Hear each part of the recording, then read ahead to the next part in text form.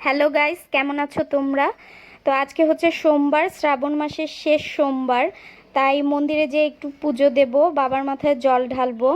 মেয়েও সকাল থেকে বলছে কিছু খাবে না, উপোস থাকবে, আমার সাথে জল ঢালতে যাবে বাবার মাথায়। তাই মেয়েকে রেডি করিয়ে দিয়েছি, এখন ছেলেকে রেডি করাচ্ছি। মেয়ে বলছে মা দাও তোমাকে একটু ভিডিও করে দিই। তো ভিডিও করতে গিয়ে তো নাড়িয়ে টাড়িয়ে ফেলেছে। তো বাচ্চা মানুষ যতটুকু করতে পারে ততটুকুই ভালো। তো ছেলেকে এখানে রেডি করিয়ে নিচ্ছি। কাজ টাজ করার পর নিজে রেডি হয়ে ছেলে মেয়েকে রেডি করানোর কথা মনে পড়লে আর কোথাও যেতে ইচ্ছে করে না, বেরোতে ইচ্ছে করে না।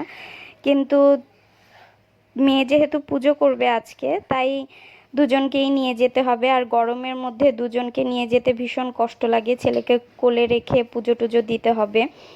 আর আজকে কিছুই বাজার থেকে আনিনি সকালবেলা। একবারে পুজো দিতে যাব যখন, তখন ছেলে মেয়েকে নিয়ে বাজারে ঢুকে মন্দিরে যা যা পুজোর জন্য লাগবে সব কিছু কিনে একবারে পুজো দিয়ে আসব। ছেলে ভিডিও করতে দেখলে একটু কেমন যেন চুপ হয়ে যায়। তো এভাবে তো রেডি করতে গেলে ভীষণ দুষ্টামি করে, এদিকে ওদিকে দৌড় দেয়, জামা কাপড় পরানোই যায় না, রেডি করানোই যায় না। কিন্তু ভিডিও করতে দেখলে একটু চুপ হয়ে যায়। তো আজকে ভিডিও করছে তাই একটু চুপ করে দাঁড়িয়ে আছে, বসে আছে, কোনো কথা বলছে না। এমনিতে তো একদম দৌড়াদৌড়ি আরম্ভ করে, কোনো কিছু পরাতে দিবে না, চুল আঁচড়াতে দিবে না। চুল আঁচড়াতে গেলেই চিৎকার শুরু করে, চুলও আঁচড়াতেই দিতে চায় না, নিজে নিজে একা একা আঁচড়াবে।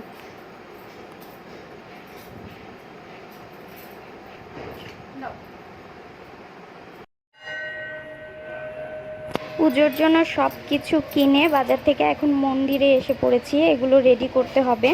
আর ছেলে মেয়েকে মন্দিরে পুরোহিতের কাছে রেখে এসেছি, পুরোহিতকে বলেছি একটু দেখবেন। তো ওরা মন্দিরে বসে আছে, খেলছে দুজন মিলে। তো এখন সব কিছু আমি রেডি করে নেব। এই যে আমার সব কিছু রেডি করা হয়ে গেছে, এই কল থেকে সব কিছু ধুয়ে টুয়ে রেডি করে নিলাম। এখন মন্দিরে যে পুজো দেব।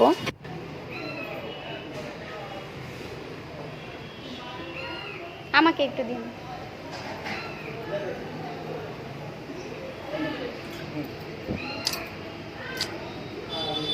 না, ওরে দিই, আমি উপোস তো।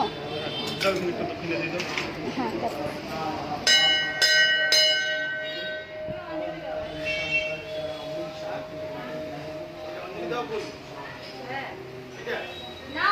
কি কান্না করছো কেন?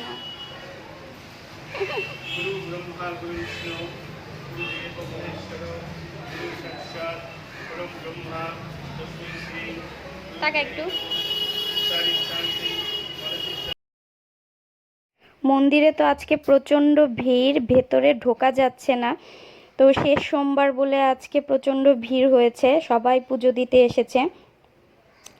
তো আমার তো পুজো হয়ে গেছে, ছেলে মেয়েকে বাইরে দাঁড় করিয়ে রেখেছি। ছেলে ভিতরে এসে প্রচণ্ড কান্না শুরু করে দিয়েছিল। তো ভিড়ের মধ্যে আসলে গরমের জন্য প্রচণ্ড কান্নাকাটি শুরু করে, তাই দুজনকে বাইরে দাঁড় করিয়ে রেখেছি। আমার পুজো দেওয়া হয়ে গেছে, এখন মোমবাতি আগরবাতি ধরাবো, তারপর বাড়ি যাব।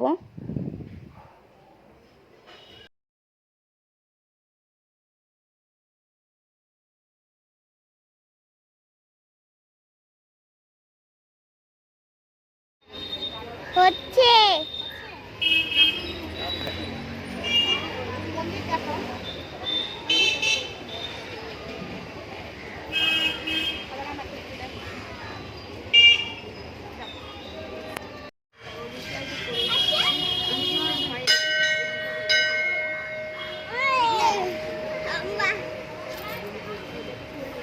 যাস না, গুঁতো দিবে, যাস না, সামনে যাস না। বাবা এটা কি? এটা কি বাবা? এটা কি?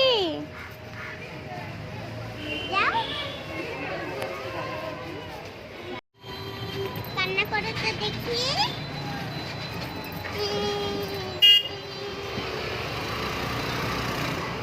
বাবা এই কান্না করে তো।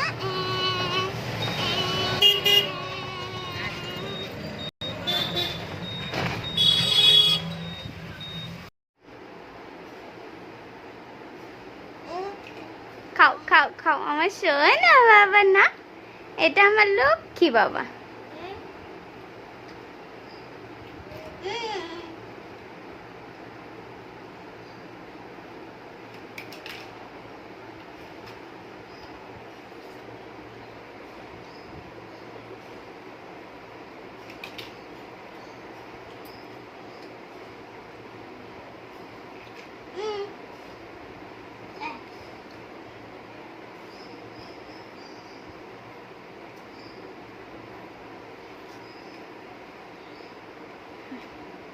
তাড়াতাড়ি খাও। ওটা মুখে দেয় না, ওটা মুখে দিতে হয় না। ভাত খাও, ভাত খাও। বলো তো বাবা ভাত, বলো ভাত। হ্যাঁ এটা ভাত।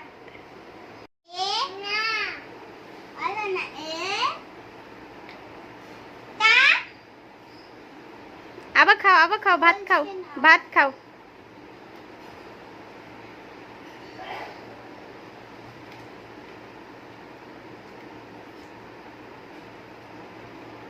দাও ভাইকে দাও। ওটা মুখে দিতে হয় না, ওটা বাইরে থেকে এনেছো না, ওটা নোংরা নোংরা, ওটা মুখে দিতে হয় না।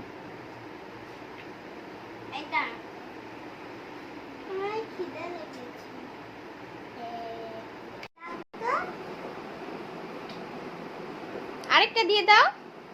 বাবা আরেকটা চুমু দিয়ে দাও। দি ভাইকে দাও, দি ভাইকে, দি ভাইকে দাও।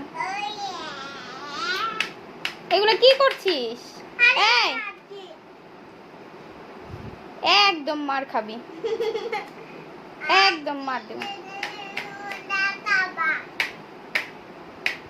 এই নোংরা মেয়ে।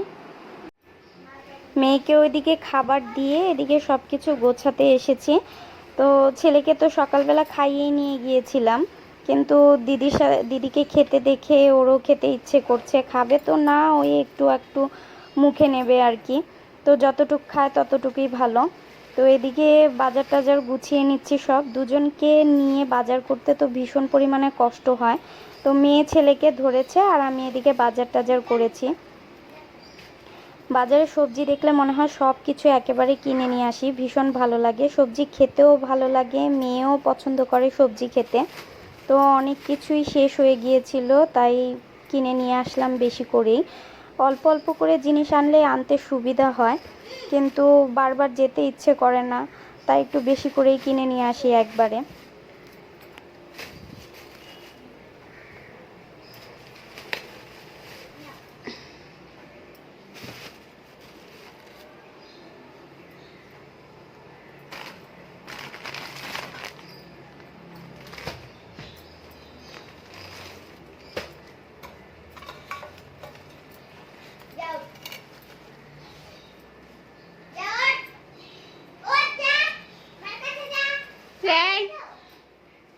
না না আমার কাছে আনিস না, ও এগুলো ধরবে, এগুলো নোংরা।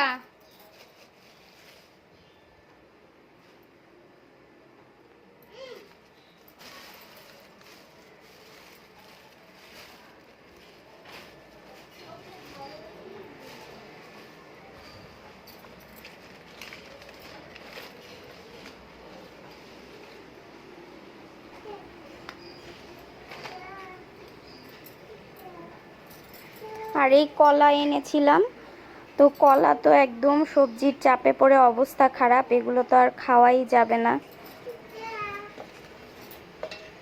আর সবজি কিনতে কিনতে আমি একেবারে ভুলে গিয়েছিলাম যে আজকে আমি উপোস, ফল খাবো। তো ব্যাগ তো ভীষণ ভারী হয়ে গিয়েছিল, আনতেও পারতাম না। আর আমাদের এই গলিতে কোনো ফল টল কিছুই পাওয়া যায় না, আবার সেই বাজারে যেতে হবে। তো বাজারে তো আর যেতে ইচ্ছেও করছে না, যাবও না, সারাদিন ওই শরবত খেয়েই থাকবো। তো আজকে উপোস করলে, বাবার উপোস করলে আমি ভাত টাত কিছু খাই না, ওই ফল খেয়েই থাকি। তো আজ যেহেতু ফল আনতে ভুলে গেছি, আজকে ওই শরবত খেয়েই থাকতে হবে। আর এদিকে সব কিছু গুছিয়ে টুছিয়ে নিচ্ছি, ছেলে আসলে তো সব কিছু ধরে টরে নোংরা টোংরা ধরে একদম ফেলে টেলে একাকার করে দেবে। তাই ও আসার আগে যত দূর সম্ভব সব কিছু গুছিয়ে টুছিয়ে নেব।